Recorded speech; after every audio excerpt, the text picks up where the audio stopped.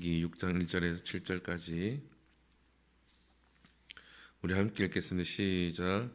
여호와께서 모세에게 말씀하여 이르시되 누구든지 여호와께 신실하지 못하여 범죄하되 곧 이웃이 맡긴 물건이나 전당물을 속이거나 도둑질하거나 착취하고도 사실을 부인하거나 남의 이름 물건을 줍고도 사실을 부인하여 거짓 맹세하는 등 사람이 이 모든 일 중 하나라도 행하여 범죄하면 이는 죄를 범하였고 죄가 있는 자니 그 훔친 것이나 착취한 것이나 맡은 것이나 이런 물건을 주운 것이나 그 거짓 맹세한 모든 물건을 돌려보내되 곧 그 본래 물건의 5분의 1을 더하여 돌려보낼 것이니 그 죄가 드러나는 날에 그 임자에게 줄 것이요 그는 또 그 속건 제물을 여호와께 가져갈지니 곧 내가 지정한 가치대로 양떼 중 흠없는 순양을 속건 제물을 위하여 제사장으로 끌고 갈 것이요 제사장은 여호와 앞에서 그를 위하여 속죄한즉 그는 무슨 허물이든지 사함을 받으리라. 아멘. 할렐루야. 오늘 본문도 속건제에 대해서 말씀을 하고 있습니다. 오늘 속건제는 이웃에 관한 속건제에 대해서 말씀을 하고 있죠. 오늘 본문에 보게 되어지면 2절에 보게 되어지면 누구든지 여호와께 신실하지 못하여 범죄하되 곧 이웃이 맡긴 물건이나 이웃에 대해서 말씀을 하고 있습니다. 이웃 간에도 죄를 범하게 되어지면 하나님 앞에 속건제를 드리라라는 겁니다.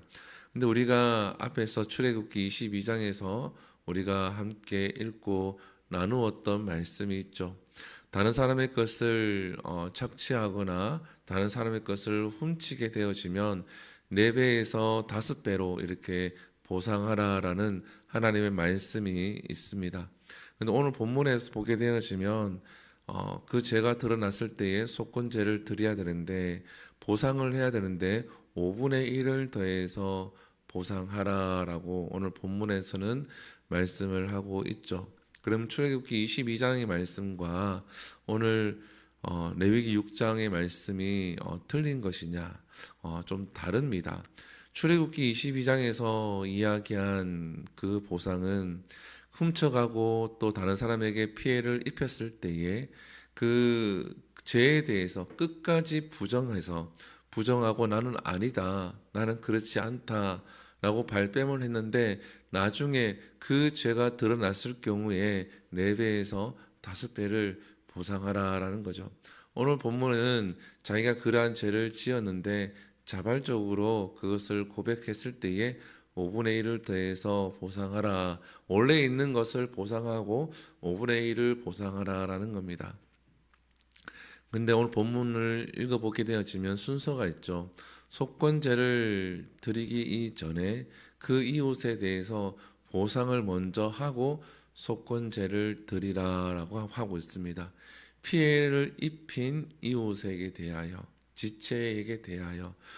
우리는 교회를 다니면서 이런 얘기를 하죠. 은혜로 넘어가자. 은혜로 용서하자. 하나님이 나를 용서한 것 같이 우리가 그러한 사람을 용서하자.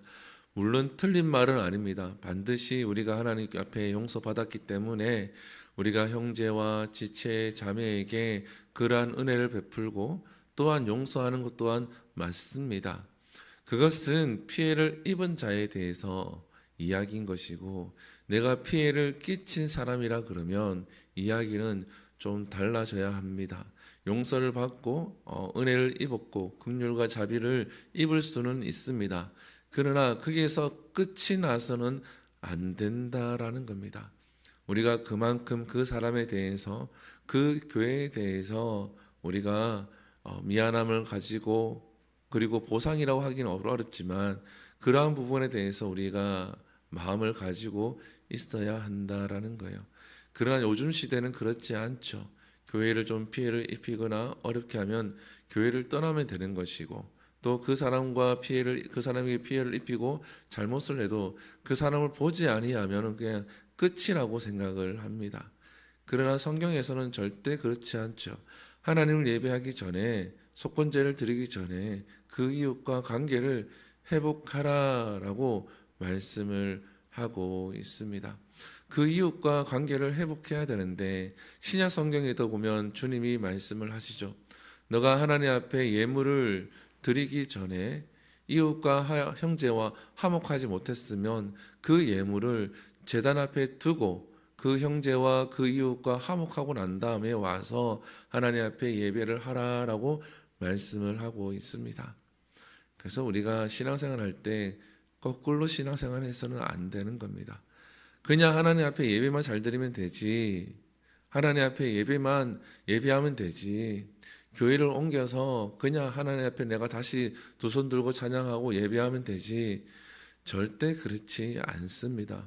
출애굽기도 그렇고 레위기도 그렇고 마찬가지입니다. 속건제를 드리기 전에 이 모든 문제가 해결되어져야 되죠. 오늘 본문을 보게 되어지면 2절에 그렇게 얘기하고 3절에도 보게 되어지면 레위기 6장 3절에 보게 되어지면 이 모든 일 중에 하나라도 행하면 범죄였다라고 이야기를 하죠. 그리고 5절에 보면 그 맹세한 모든 물건을 돌려보내되 그 본래 물건의 5분의 1을 더하여 돌려보낼 것이니 그 죄가 들은 날은 날에 임자에게 줄 것이요 그는 또 그 속건제를 여호와께 가져갈지니 그렇게 하고 난 다음에 속건제를 드리라라고 말씀을 하고 있습니다. 그래서 우리가 이러한 부분에 대해서 좀 고민을 하고 생각을 해보아야 합니다. 내가 다른 사람에게 상처를 줬을 경우에 힘들게 했을 경우에 그 부분에 대해서 우리가 생각을 하고 그 부분을 해결해야 한다라는 거죠. 여러 번 제가 한번 제 예를 말씀을 드렸지만 저 또한 사람인지라 그러한 경우가 있겠죠.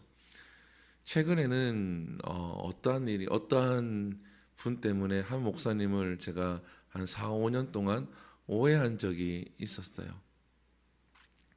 근데 이제 그분의 행실과 그분의 이야기를 제가 이제 알고 난 다음에는 제가 그 목사님한테 전화를 했습니다. 그리고 그 교회에 있는 권사님에게도 전화를 했죠. 전화를 해서 죄송합니다. 제가 여차여차해서 이렇게 오해를 했습니다. 라고 이렇게 용서를 구한 적이 있습니다. 한 2년 정도 된 것 같아요.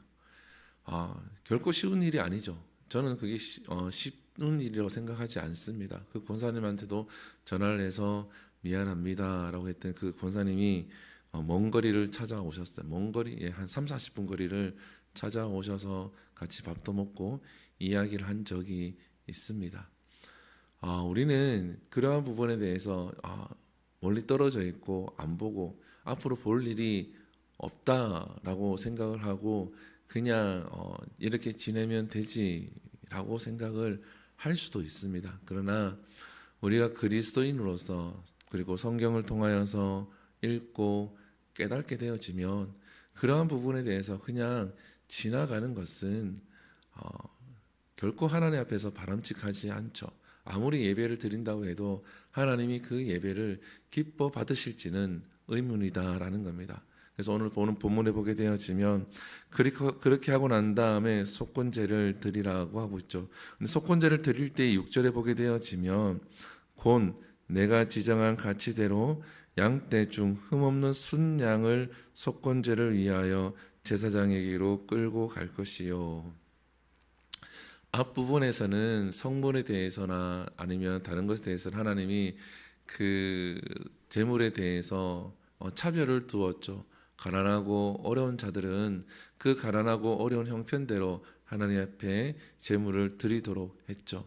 그러나 속건제에 대해서는 하나님이 재물을 정해 주셨습니다. 순양을 정해 주셨죠. 가난하든 부하든 이 정도의 예물을 드려라라고 하나님이 정해 주셨습니다. 그만큼 이 부분에 대해서 쉽게 생각하지 말고 중하게 생각하고 다른 사람에게 상처를 입히거나 어렵게 했을 때에 또 내가 그것을 깨달았을 때는 하나님 앞에 바르게 해야 한다라는 거죠. 우리 교회 뒤에 보면 쓰레기통이 하나 있거든요. 저 쓰레기통을 우리 교인은 아니세요. 우리 교인은 아니신데 지금은 이제 이사를 가셨죠. 우리 교회에 그냥 수시로 와서 기도하는 분이 계셨어요. 새벽에도 오시고 금철에도 오시고 평일에도 오셔서 자녀 문제 때문에 가정 문제 때문에 기도하러 온 분이 계셨는데 어느 날 저 쓰레기통을 이렇게 하다가 금이 좀 갔어요. 금이 갔는데 저것에 대해서 너무나 미안해 하시더라고요. 괜찮다고 잠깐 금이 간 게 어떻냐고 그랬는데 너무나 미안해 하시면서 저 쓰레기통 값을 이제 헌물을 하셨어요. 쓰레기통 값만 헌물한 게 아니라 조금 더 많이 헌물하셨죠. 정말 미안해 하시더라고요. 그래서 괜찮다고 그랬는데 그렇게 마음을 쓰시고 또 그렇게 기도하시고 또 이사를 가셔서 또 연락이 오시고 지금도 이제 저희 교회를 위해서 기도하고 계시고 하신데 우리가 사람이든 교회를 향해서든 그런 일이 있을 때에 내가 어떠한 심령 상태인지를 살펴보는 것도 너무나도 중요합니다. 한 가지 기억해야 될 것은 그냥 지나간다고 해서 절대 끝나지 않는 문제라는 거죠. 하나님이 깨닫게 했을 때는 그 깨닫게 하신 이유가 있다라는 거예요. 그랬을 때는 하나님 앞에 속건제를 드리기 전에 사람과 먼저 화평해야 합니다. 그래서 신약에 보게 되어지면 너희가 땅에서 매면 하늘에서도 매일 것이고 너희가 땅에서 풀면 하늘에서도 풀릴 것이다 라고 말씀을 하죠. 그만큼 우리가 이 땅을 살아갈 때에 조금 더 그리스도인답게 지혜롭게 살아갈 수 있는 모두가 될 수 있기를 소망합니다.